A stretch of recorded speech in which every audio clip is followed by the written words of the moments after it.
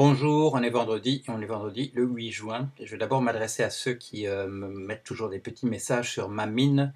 Alors je sais que ma mine est mauvaise. Pourquoi? Parce que j'ai la grippe et bon, ça va un peu mieux, mais je n'ai sûrement pas l'air en excellente santé. Voilà. Ça me donne un peu de temps supplémentaire pour terminer cet ouvrage qui s'est appelé d'abord Comprendre l'économie, qui n'était pas un mauvais titre, puis c'est devenu Les questions qui restent à résoudre, et là on s'est mis ensemble, l'éditeur Claude Durand, moi, Olivier Nora, et on s'est mis d'accord sur misère de la pensée économique.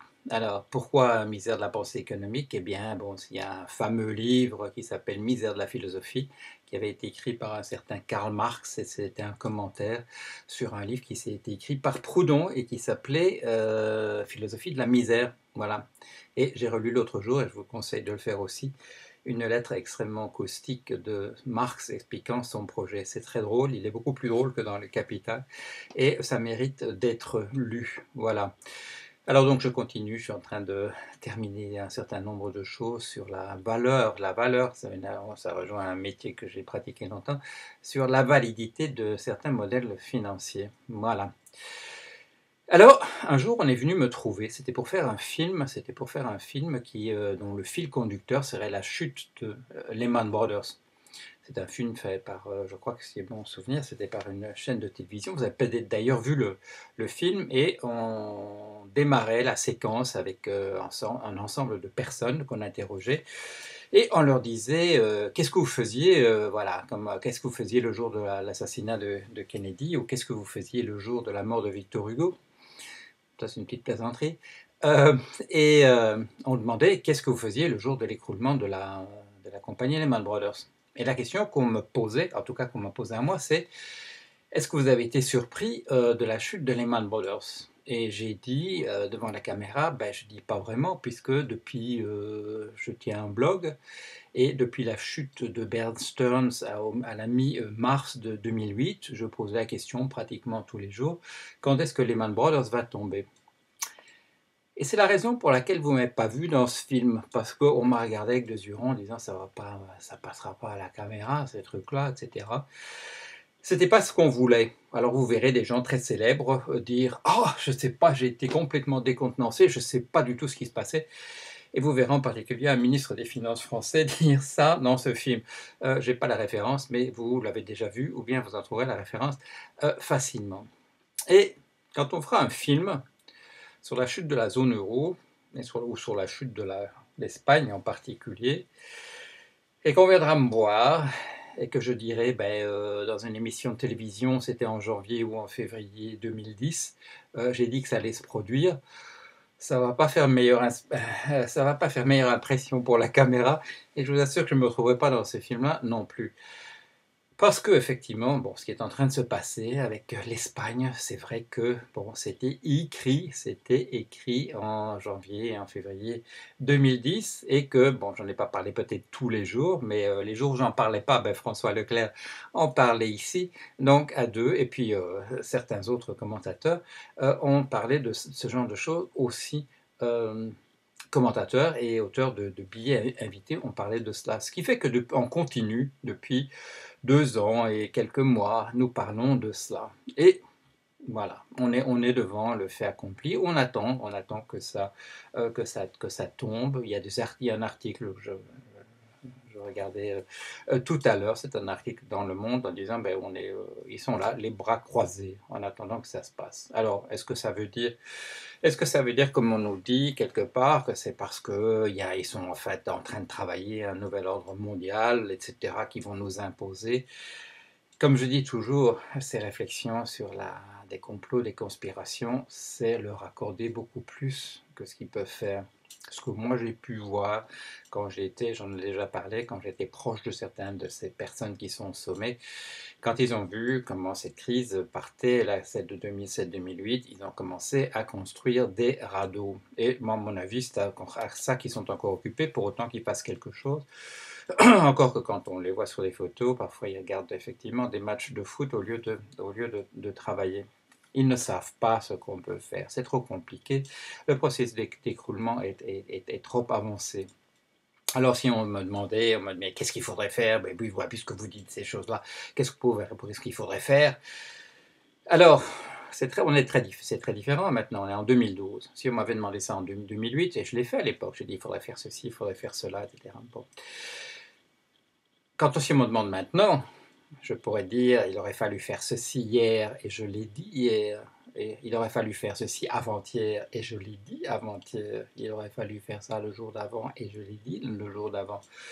Il devient de plus en plus difficile de dire il faudra faire ceci et ça va sauver la situation. Parce qu'on a laissé pourrir depuis 2007-2008. On vous a effectivement amusé avec des réunions du G7, G8, G20, etc., où on disait on prendra les décisions importantes la prochaine fois.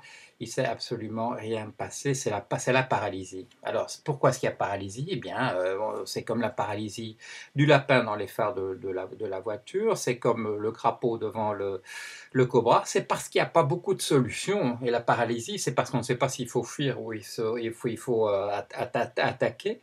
C'est parce que les solutions ne sont pas évidentes du tout. Bon, ces gens-là, bon, ils pourraient faire bien davantage qu'ils font. Ils ne sont pas obligés d'être paralysés. Il faudrait quand même, s'il y avait quand même un peu de courage au sommet, ils ne feraient pas exactement ce qu'ils font. Mais pourquoi est-ce qu'il n'y a pas de courage au sommet? Difficile à dire. On a l'impression quand même qu'on recrute depuis un certain temps pas vraiment les gens qu'il faudrait pour prendre des décisions au sommet. Alors la raison pour laquelle ça se passe de cette manière-là, ben, moi j'ai une hypothèse quand même, c'est que tout ça devient quand même de plus en plus des questions d'argent. Et j'ai eu l'occasion de parler à des gens qui sont quand même des gens intelligents, mais qui quand même qui sont nommés à des postes et qui quand même, quand on arrive à l'heure des confidences, disent oui, mais comment est-ce que je ferais après si je perdais ce poste? J'ai pas vraiment d'autre métier et je me suis habitué quand même à l'argent qu'on me donne pour le faire. Et ma retraite, maintenant, il faut que j'y pense, etc. C'est-à-dire que, voilà, alors, on paye ces gens qui sont nos représentants, on les paye beaucoup, on les paye beaucoup et ça devient une préoccupation tout à fait importante pour eux. Pourquoi est-ce qu'on les paye beaucoup? La raison qu'on dit toujours, c'est parce que sinon, bah, ils seraient trop faciles à corrompre et par conséquent, il faut leur donner beaucoup, beaucoup. Trop facile à corrompre, ben, il faudrait peut-être pas nommer au sommet des gens qui seraient trop faciles à corrompre, c'est peut-être là que le problème se trouve. Parce qu'alors on les arrose et puis ils ne pensent plus qu'à l'argent qu'ils peuvent faire, et il faut passer de tel endroit à tel endroit, etc. Et les gens comme nous, qui les avons élus pour faire un certain nombre de choses, ben, on est laissé en rade. Alors, pourquoi est-ce qu'on ne demande pas aux gens qu'il faudrait? Alors là, c'est la question qui a été posée à, en particulier, Monsieur Krugman, Paul Krugman, je cherchais son prénom, mais enfin, il n'est pas trop difficile à deviner pour moi, à Monsieur Krugman quand il est venu à Paris, parce que vous vous souvenez, bon, au moment où Monsieur Obama est nommé, on dit est-ce qu'il va mettre Stiglitz comme ministre des Finances, secrétaire au Trésor, et mettre Krugman à la tête de ses conseillers, ou bien est-ce que ça va être l'inverse? Va-t-il mettre Krugman au ministre des Finances et Stiglitz son meilleur conseiller? Et quand on demande à Monsieur Krugman, il dit on m'a jamais demandé, on m'a jamais demandé. Alors la question c'est bon, pourquoi est-ce qu'on lui a jamais demandé? Alors il y a deux explications possibles. La première, c'est que on met des vétos.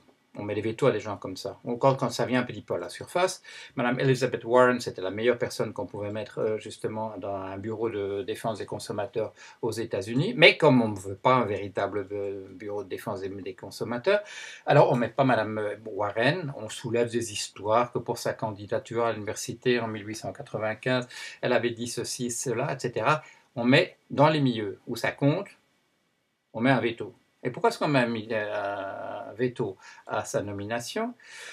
À mon avis, c'est parce que justement ces gens-là se disent, c'est que ceux qui sont derrière les nominations parce qu'ils ont l'argent, ils se disent c'est des emmerdeurs qui nous empêcheraient de travailler à notre construction du radeau. Alors, qu'est-ce qu'on peut faire?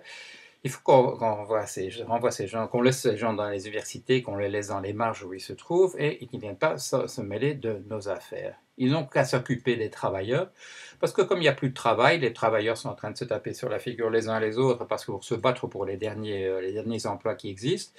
Pendant ce temps-là, les robots travaillent pour nous, et il nous faut encore un peu d'argent qui nous sera bien utile pour survivre sur la petite île du Pacifique où nous sommes en train de nous installer. île du Pacifique, parce que la Suisse, malheureusement, comme si vous regardez sur une carte de l'Europe, et si vous écoutez comme moi les conversations quand on m'invite en Suisse, vous vous rendez compte, la Suisse, c'est au milieu de l'Europe, et c'est quand même un peu, c'est pas le meilleur endroit quand même, si on veut construire un radeau, pour des raisons évidentes. D'abord, il y a pas beaucoup de... Les cours d'eau, c'est surtout, ils sont en pente assez rapide. Et puis surtout, bon, on n'est pas vraiment à l'abri des ennuis, parce que vous avez vu, quand ça va vraiment très mal dans les pays autour, on se tourne vers les Suisses quand même et on leur demande aussi des comptes en disant mais vous ne nous avez pas aidés. À l'époque, on avait besoin de rentrer, on avait besoin que les gens paient des impôts. Vous ne nous avez pas vraiment aidés à ce moment-là. Vous avez facilité les choses pour ceux qui ne voulaient pas en payer. Et l'un de vous m'a envoyé hier un prospectus qu'on lui a envoyé quand il avait posé une question qui n'avait rien à voir avec ça. C'était, il voulait faire le tour du monde sur un bateau. Et on lui rend une explication en lui expliquant que pour 500 euros, il peut se construire une identité absolument ailleurs, distribuée entre Hong Kong et des îles des Antilles, etc., au nom pittoresque. Et on peut se redistribuer comme ça pour 500 euros simplement. Alors, si vous avez 500 euros, on peut peut-être faire un programme de désobéissance civique où on va tous, nous les pauvres qui payons des impôts, j'en fais partie, nous allons tous prendre une identité quelque part à Antigua ou à Trinidad et Tobago et nous allons disparaître du système d'imposition de nos pays. Alors, évidemment, il faut trouver les 500 euros. Enfin bon, voilà, on peut demander à des amis. Et nous allons tous disparaître de cette manière-là. Il n'y aura plus personne. On sera tous dans des paradis fiscaux. Et à ce moment-là, ils auront peut-être s'occuper quand même de ce problème des paradis fiscaux qu'on pourrait, je vous l'ai rappelé récemment, et Julien Alexandre aussi a parlé de cette idée, il suffit de couper les conversations entre les chambres de compensation et un certain nombre de pays, et c'est terminé. C'est une mesure qui demande 5 minutes à être écrite, et qui demande peut-être, disons, une journée pour être mise en application, donc c'est l'ordre de tout à fait faisable. Alors, où est-ce que ça nous laisse? Ça nous laisse dans une période d'attente. On est comme entre la fin de Bernard Stearns, on est entre le mois de mars 2008 et le mois de septembre 2008. On est entre Bear Stearns et Lehman Brothers. On a déjà vu ce que ça donnait à peu près avec la Grèce, quand la Grèce restructure ses dettes à l'intérieur d'une structure européenne de la zone euro où c'est pas possible véritablement, où c'est pas possible de dévaluer, etc. Et on attend que ça se passe maintenant pour l'Espagne. Si on prend quelques décisions importantes, il y a telle mesure qui sera en application en 2014 et telle autre en 2018, comme si on avait le temps d'attendre des échéances comme celle-là. Enfin bon, c'est ça qu'on fait en ce moment. On essaie de faire à marche forcée l'Europe qui n'a pas été faite. Et du coup, le meilleur moyen pour le faire, évidemment, ce serait une dictature militaire, puisque si on veut faire quelque chose en 10 minutes qu'on n'a pas fait sur 50 ans, c'est un des moyens expéditifs qu'on pourrait utiliser. Ou alors on peut voter pour un parti néo-nazi.